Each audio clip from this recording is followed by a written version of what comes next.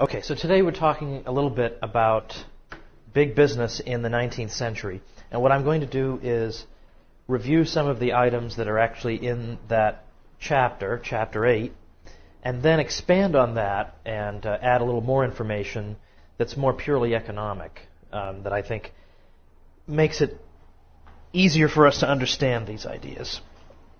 So, as you can see, this is what you might call a revisionist chapter, in the good sense of the word, because it does challenge the received view on big business in the 19th century. And I remember when I was in school, I got that received view that that big businessmen are wicked exploiters, and in order to tame the wicked exploiters, we need these selfless public sector employees to intervene on our behalf. And that is sort of the standard view that you get all the time, that politicians are wonderful and they just care about the public good, whereas these private individuals are nothing but greedy SOBs. I don't know if I can say SOBs in the recording. And so what I want to suggest is that this is rather cartoonish and unhelpful. Okay, so I started off by making a distinction that is made by a professor at Hillsdale College named Bert Folsom. He makes a distinction between what he calls market entrepreneurs and, in effect, political entrepreneurs. A market entrepreneur is somebody who reaches his position in terms of wealth and in terms of his position within his industry by virtue of the contributions he makes to the well-being of the population, by producing some product at a cost that is welcomed by the population, that makes people better off. Well, then he profits from this.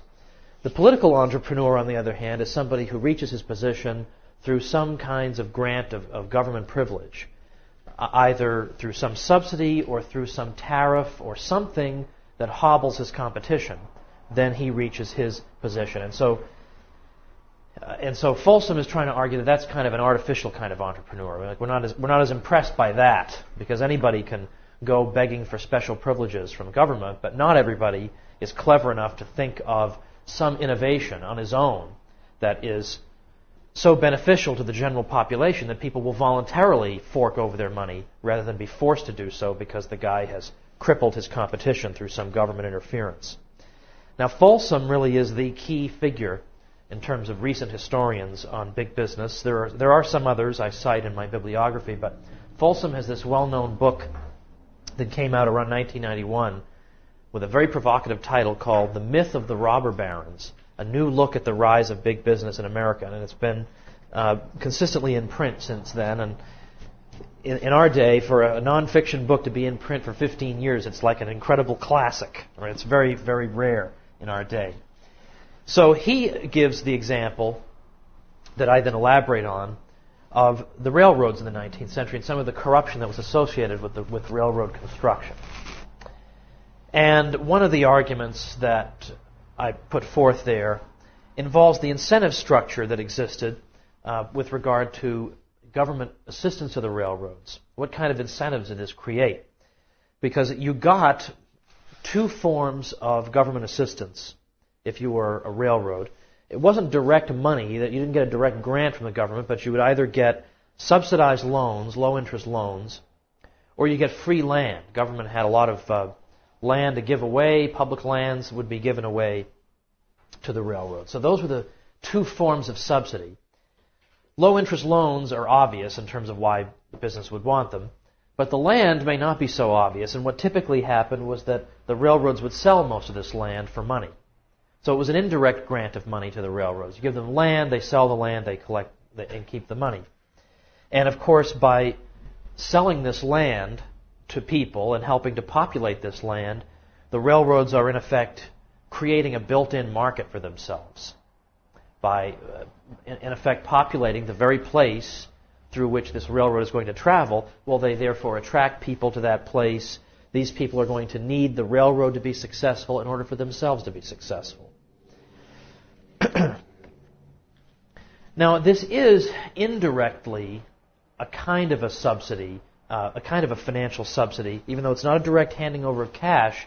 On the other hand, the sale of public lands had been one of the major ways that the federal government had raised money, revenue for itself in the 19th century.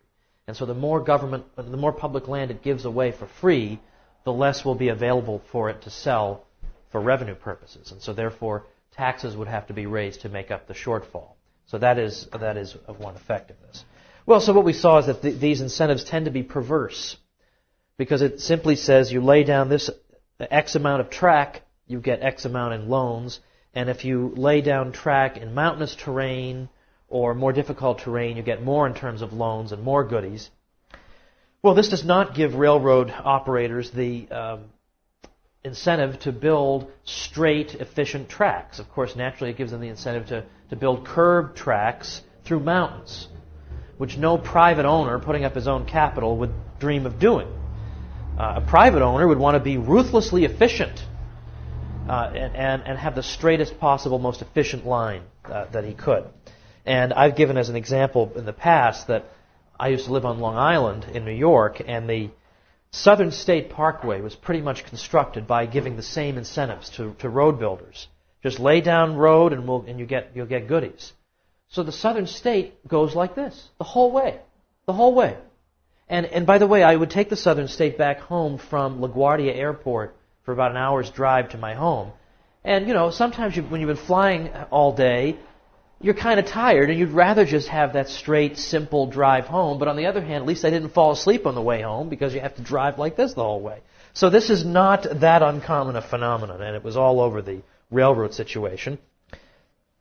And then there is the example, the interesting counterexample of James J. Hill and his Great Northern Railroad going from St. Paul to Seattle that he constructed without any government assistance of any kind, and he wound up having an extremely efficient road.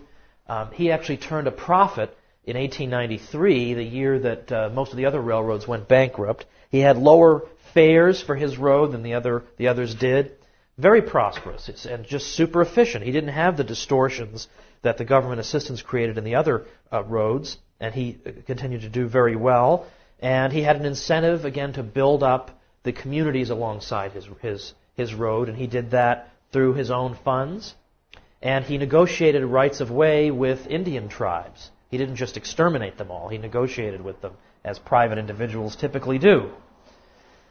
But it's not just the railroad situation. And by the way, this is an example of the distinction that Folsom makes, because other railroad operators were getting all these government grants of one kind or another. Hill was not. So Hill is a market entrepreneur. The others are political entrepreneurs.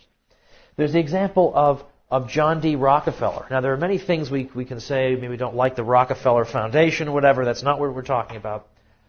It's worth noting that for whatever else we can say about John D. Rockefeller, he did improve the well-being of Americans, obviously, by making, for example, kerosene much less expensive for people, making it into an affordable illuminant that was a helpful and important substitute for whale oil that had been in widespread use, but that was obviously not very cheap for people. So all of a sudden, people could stay up late at night, which for me is wonderful because I pretty much do all my work around 3 in the morning.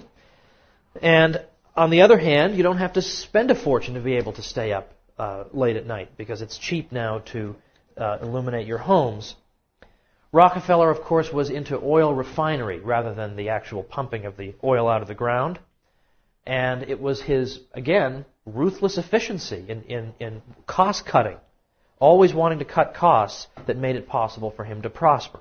I even give the example that when he was faced with the waste that's left over from the refining of the crude oil, he developed 300 products out of the waste. So again, super efficient.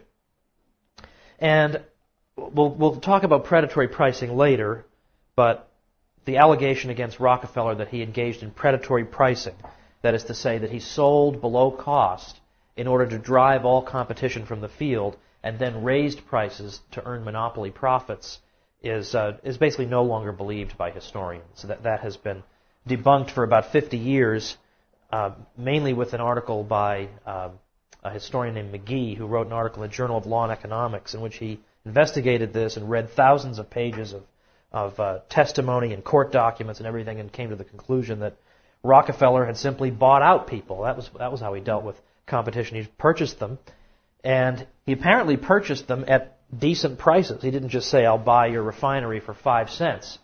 He purchased them at decent prices because we know that, for one thing, because he ended up employing some of these people in his own firm, and if he had taken ruthless advantage of them, it's unlikely he'd want to have them sticking around. They'd obviously just engage in sabotage. And we also have the example of at least one guy who made a very nice living selling refineries to Rockefeller, building them up and then selling them. At least 3 sold to Rockefeller by one person. So this is, as I say, this is an important cost-cutting innovation by Rockefeller, his efficient oil refinery, which improved the standard of living of everybody. So notice that Rockefeller does not just take from some people and give to other people in political fashion. He increases efficiency such that everybody is wealthier, because now I need to expend fewer of my own resources to get what I need. I now have more resources left over to buy additional things that I couldn't have had before. That's how wealth is created. I also make note of Andrew Carnegie, who was involved in steel production. Now, it's true that Carnegie did favor steel tariffs. Everybody involved in steel favored steel tariffs, so this is a kind of a blot on his record.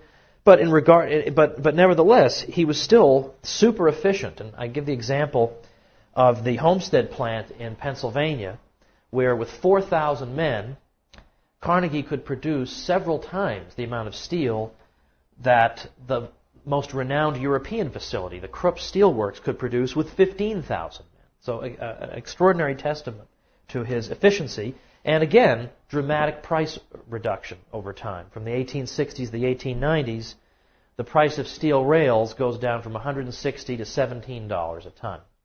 Now, it's true that the general price level was also falling in the late 19th century, but the price of steel was falling much faster than the rest of prices were. Now, I want to go into some detail this concept of predatory pricing, because it has, after years of falling out of fashion in the economics profession, it has come back into some degree of respectability. So I do want to talk about it and to go on at greater length than is in the text. Predatory pricing, as I indicated a moment ago, is the practice whereby a dominant firm will simply price its goods below cost for some length of time, whatever length of time is necessary to drive all its competitors from the field. That's what's predatory about it. And then, with its competitors gone, it'll then raise its prices and enjoy monopoly profits. Now, this for a long time was considered to be a real danger. And in fact, we have economists in the 50s warning that this could happen. Well, then, with the passage of time, by the 1970s and early 80s, certainly, this doctrine was really falling out of favor. Because, for one thing, it was very hard to find an actual example of this. If you look through antitrust cases, you can hardly find an actual example of a firm really trying this, much less succeeding. So it seemed to be, as one economist has said, rather like sightings of the Loch Ness Monster, finding examples of predatory pricing. You can find firms lowering their prices, obviously all over the place, but you don't find this pattern whereby their competition disappears and they just raise their prices. What a number of economists observed is that it's extremely difficult to carry out this strategy. It sounds very simple. It sounds almost plausible. That, sure, yeah, that businesses do this all the time. But in fact, it's very difficult to do this for a number of reasons. One of them is people tend to stock up on whatever it is you're selling. If you're going to sell below cost, well, people will just buy huge quantities and keep them in their garage. And so it's going to take you even longer to recoup your losses. Because even if you do drive all your competitors out, everybody has all they need. Okay, so when I used to have to do my own food shopping when I was a bachelor, see, now my wife and I go together, but I used to go all by myself when I was a bachelor, and I will never buy Progresso soup for $2.59 a can. I don't care how much I want it. I am just not paying that. I'll wait for it to go down to $1.25 or $1 a can, and then I'll buy whatever the maximum amount is and take that home with me. So that's naturally what you do. You stock up in those situations. But beyond that, there's the problem of what do you do about new competitors entering the field? Sure, I drive these people out of business, but okay, well then some other competitor can buy their physical plant for next to nothing and then go into business with me with very low cost foundations, and once again, I have to compete against yet another entrant into the market. And it turns out that it's basically impossible to drive everybody out consistently. it's an enormously expensive strategy, and it's very difficult to carry out. Now, I have got I devised in one of my books a kind of a thought experiment about what it would involve to actually engage in predatory pricing. And I rely on an important book by George Reisman, who in 1996 wrote a book called Capitalism. It's the size of a phone book. It's the biggest book I've ever seen. It's like 1,000 pages. It's this big, and then you open it up and it's 2 columns.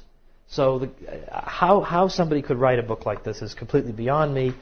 But nevertheless, Reisman points out that one thing to remember is that a large firm that attempts predatory pricing is during the predatory stage where it's cutting its prices below costs, is making losses commensurate with its size. That is to say, suppose I'm a firm and I dominate, I've got 90% of the market in some product, well then I am making losses on my 90% market share. So my competitor, suppose I've got just one competitor for simplicity's sake, and he's got the other 10%. Well, okay, so he's making losses on his 10%, but I am losing an absolutely gigantic amount of money with the passage of time. And Reisman says, it is difficult to see the advantage constituted by 9 times the wealth and 9 times the business if money is lost at a rate that is 9 times as great. Another economist writing in the Journal of Political Economy says this: price wars are far more expensive than is often realized. For one thing, it takes quite a long time to drive a rival from the field. The smaller firms may simply close down and wait, and then reopen when the larger firm, in the expectation of recovering its losses, raises its prices. Even if the large firm succeeds in driving one set of owners into bankruptcy, the capacity does not thereby disappear from the area. The small company may now reopen under new management with plant bought at knockdown prices and capable, as a consequence, of marketing a product at very low cost. Only when the small plant is worn out or becomes obsolete, a matter of years, is it out of the picture, and only then is the large firm in a position to raise its prices to recoup its losses. After that, the prolonged period over which prices must be kept high in order that the large business can entirely recover its losses may simply invite new entrants or new expansion and start the whole period of unprofitably low prices over again. Now, there is also a chain store variant of the predatory pricing argument. So a lot of times opponents of chain stores think that chain stores are so large and they have all these resources at their disposal that they'll always win out in competition with smaller stores. So they can draw on the profits that they earn in other markets to sustain them while they suffer losses in some local market in order to drive their competitors out. But again, there is some faulty reasoning here. Again, you have all the difficulties associated with predatory pricing. But let us suppose we have a nationwide chain of grocery stores called Mega Mart. And let's suppose Mega Mart has 1,000 stores around the country and $1 billion of total capital invested for an average of $1 million per store. Now, a lot of people seem to believe that Mega Mart can bring its entire fortune to bear in order to drive its competitors out of a new market where it seeks to expand. But it would actually be an example of ludicrously poor business strategy and economic judgment for Mega Mart to do so. Suppose, for the sake of argument, that in the face of all the theoretical and empirical evidence to the contrary, that we nevertheless conceded the possibility that Mega Mart could drive all its competitors from the field in a given market and keep them out forever simply through the implicit threat of crushing any new competitor who should emerge on the scene. Mega Mart would indeed enjoy abnormally high profits in that market should it be successful, and the prospect of those premium profits could well entice the company into making this effort. But as Reisman observes, such a premium profit is surely quite limited, perhaps an additional 100,000 per year, perhaps even an additional 500,000 per year, but certainly nothing remotely approaching the profit that would be required to justify the commitment of the firm's total financial resources. So let us suppose that the premium profit that could be reaped by Mega Mart after removing all its competitors fell in the middle of those figures of 100 and 500,000. Suppose $300,000 per year they could make in this market as a premium profit after clearing all their competitors out. Let's also assume the average rate of profit in the economy is 10%. That means that Megamart can afford to lose $3 million in order to seize this market for itself, because $3 million is the capitalized value of $300,000 per year. If Megamart devoted any more than $3 million to the acquisition of this market, it would be a bad investment. They would earn a lower than average return on their capital. That is, they would earn less than 10% on this investment. Despite their $1 billion of capital, even Megamart would find it absurd and self-destructive to devote anything above $3 million to the capture of this market, since they would earn a better return investing their money elsewhere in the economy. If they spent $9 million to capture this market, they would earn a profit of only 3.33% instead of the going rate of 10%. It would make no economic sense. Now, Reisman explains with an example, similar example of his own. He says, here's what follows from this. He says, everyone contemplating an investment in the grocery business who has an additional $5 million or even just $1 million to put up is on as good a footing as Megamart in attempting to achieve such premium profits. For it simply does not pay to invest additional capital beyond these sums. In other words, the predatory pricing game, if it actually could be played in these circumstances, would be open to a fairly substantial number of players, not just the extremely large, very rich firms, but everyone who had an additional capital available equal to the limited capitalized value of the monopoly gains that might be derived from an individual location. Now, it is true that in some cases, of course, the larger firm can undersell the smaller firm on the basis of the advantages it enjoys in terms of economies of scale and other benefits. But this is not necessarily to be deplored. There certainly are advantages that accrue to everyone from business concentration. Ludwig von Mises, after whom this institute is named, said this: in the pre-capitalistic ages, the difference between rich and poor was the difference between traveling in a coach and four and traveling, sometimes without shoes, on foot. Today, in the industrialized parts of the U.S., the difference between rich and poor is the difference between a late-model Cadillac and a second-hand Chevrolet. It is difficult to see how this result could have been achieved without bigness in business. Well, on this predatory pricing issue, there is yet another example that one might refer to, and it's a historical example that's cited in my book about the chemical manufacturer Herbert Dow. And I feel compelled to mention this example because I love the cleverness involved here. If you read in there about Herbert Dow, you noted that he was a great, basically great chemical man who worked extraordinary hours, sometimes 18-hour days, sleeping overnight in his plant, and he started Dow Chemical Company right around the turn of the century, into the 19th into the 20th century. And he specialized in particular chemicals, and one in particular he had discovered an inexpensive way to produce bromine, which was used for a variety of purposes, used for film developing and sedation and as a dye and so on and so forth. And so he wanted to sell his product not only in the United States but also in Europe. So he went to sell in Europe, and in Europe they were selling bromine for about 45 cents. You could get your unit, but 45 cents. Dow could do much better than that. He was able to sell at 36 cents. But this was not satisfactory to the German cartel that dominated the chemical market in Europe, a representative of which visited Dow and reminded him around the early 1900s that no American upstart company is allowed to compete in the bromine market in Europe, and that if he continues to do this, they will drive him out of business by undercutting him in the United States. By dumping excess bromine in the United States at very, very low prices, he won't be able to compete. They'll drive him out. So they were threatening to engage in predatory pricing. But Dow, being a strong-willed man, continued to sell his bromine. This is a free continent, he thought. There's no reason I can't sell it anywhere I want to. So the German cartel took their revenge and began selling bromine in the United States at the unheard-of price of a mere 27 cents. So you got Europe the price is 45, Dow's is 36, and now all of a sudden this German cartel is selling for 27. So now Dow has to figure out what to do, and what he decides to do is he realizes that the German cartel has to turn a profit in Europe in order to sustain the losses it's going to make in the United States. So he simply, through his purchasing agent, buys up enormous quantities of bromine at 27 cents a pound in the United States, and then goes to Europe and sells it at slightly higher price, but well under 45. So the German cartel naturally is wondering how there could be all this demand for bromine in the U.S. They couldn't have anticipated it. So meanwhile, Dow carries on with this sort of underhanded scheme, and the cartel just continues to drop its price down to 15 cents. We'll show this Herbert Dow. So he just buys all the more of it.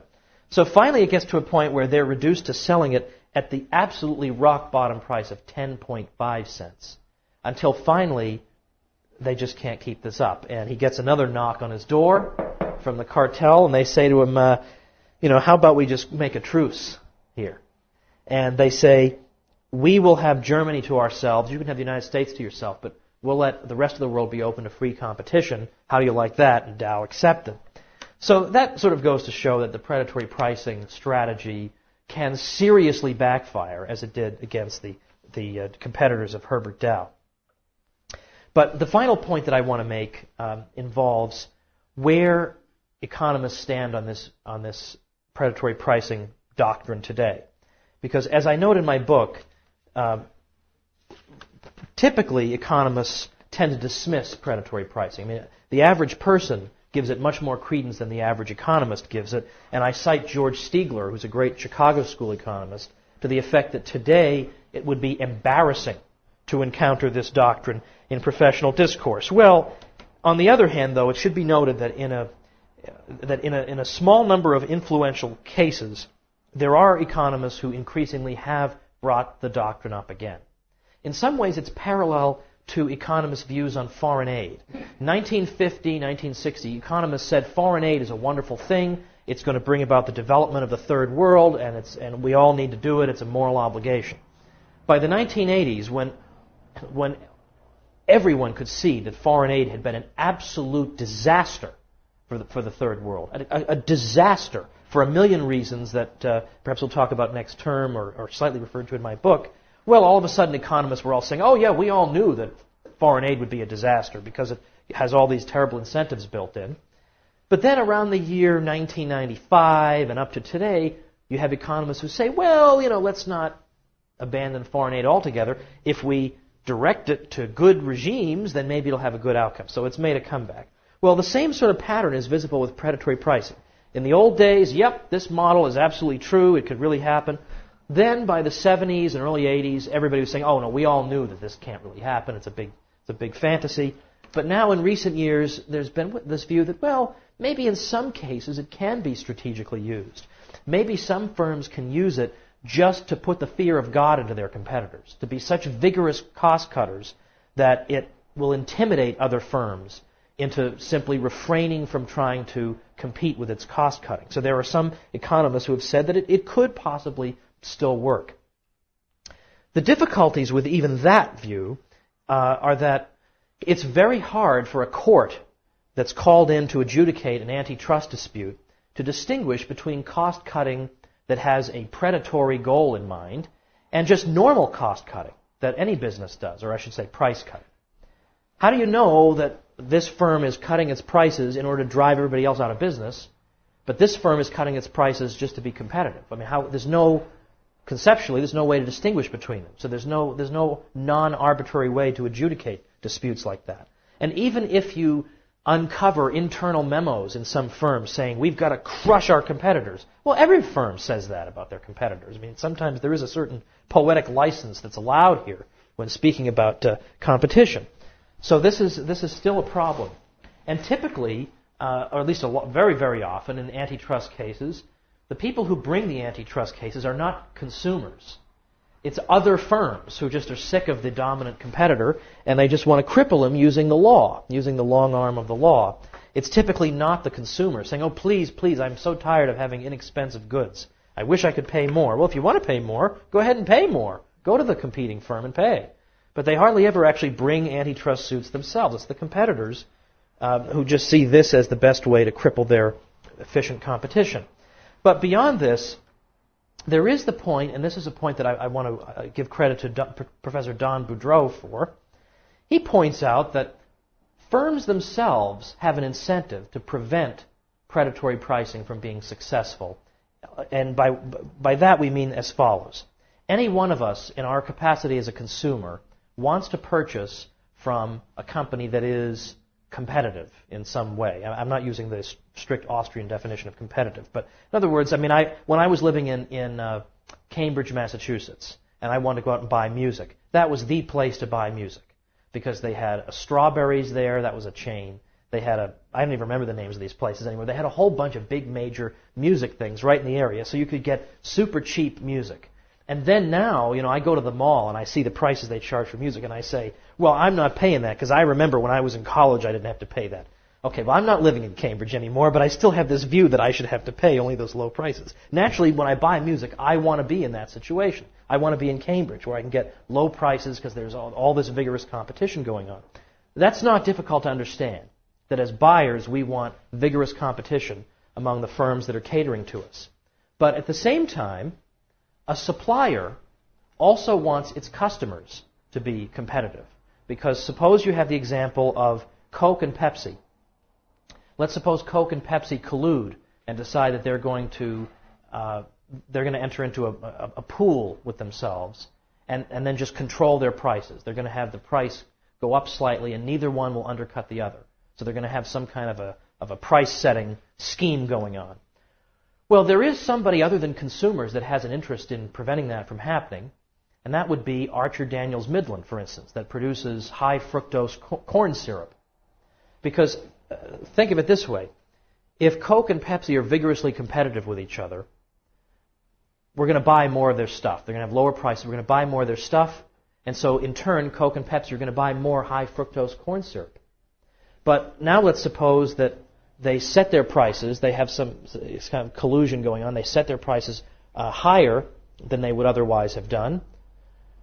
Well, we're going to buy less of their product, and so they're going to need less high fructose corn syrup under that situation. So Archer Daniels Midland has no desire to see this happen.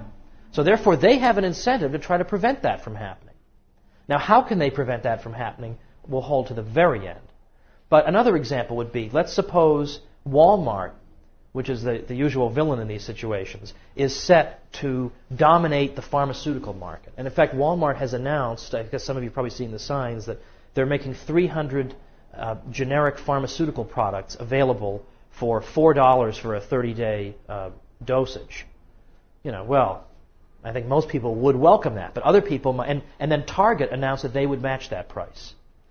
Well, there would be some people who might say, but what will happen if Walmart drives all its competitors out of business, then it's the only pharmaceutical outlet, then it'll just raise those prices again. Well, apart from, I think, how implausible that scenario is, let's consider who has an incentive to prevent that from happening. In other words, the market itself has an incentive to prevent this outcome, to prevent an outcome in which Walmart is so dominant that it can just say, well, you want this drug, then it'll be $1 zillion.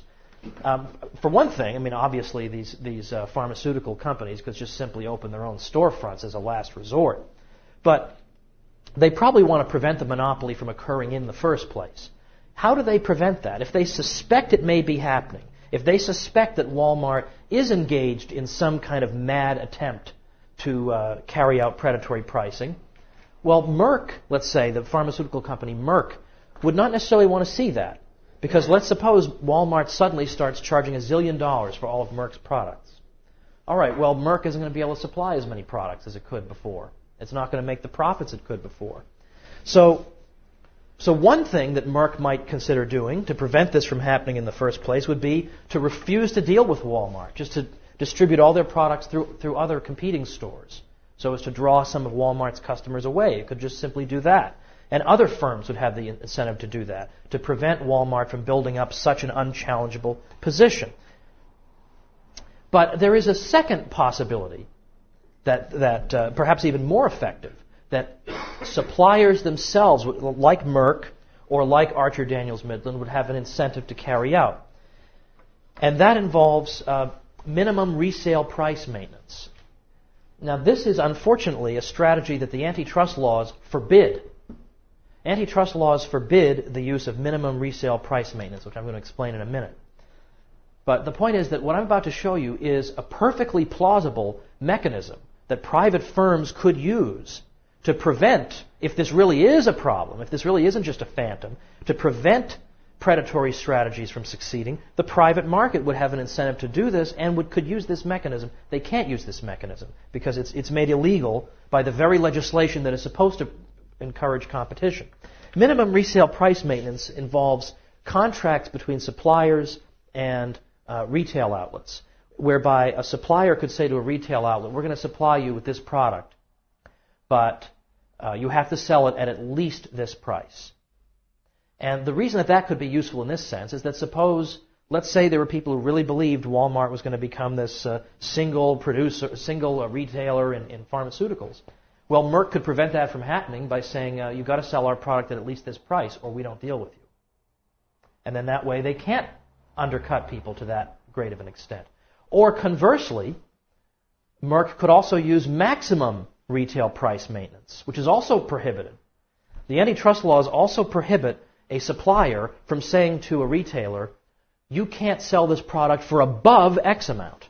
So there's something that clearly and obviously hurts consumers in the antitrust legislation, that it forbids manufacturers to say to retailers, you can't raise the price above this certain level. Maximum resale price maintenance would have the benefit of, let's say that this fantasy scenario comes true and Walmart suddenly becomes this big staggering giant, unchallengeable, raising its prices dramatically. Merck could simply use maximum resale price maintenance and say, you cannot sell our product for above X number of dollars. Because if of course, again, Merck has an incentive to do this. If Walmart does sell it above X number of dollars, they will sell fewer than they otherwise would, and Merck's profits will tend to be lower. So Merck would have the incentive to enforce these terms on any potential giant predator. But unfortunately, these very mechanisms have been made unavailable to suppliers, and yet it is through these very mechanisms that the market itself could prove to be the best guarantor that such nightmare scenarios, whether they are theoretically possible or not, could never actually occur in reality.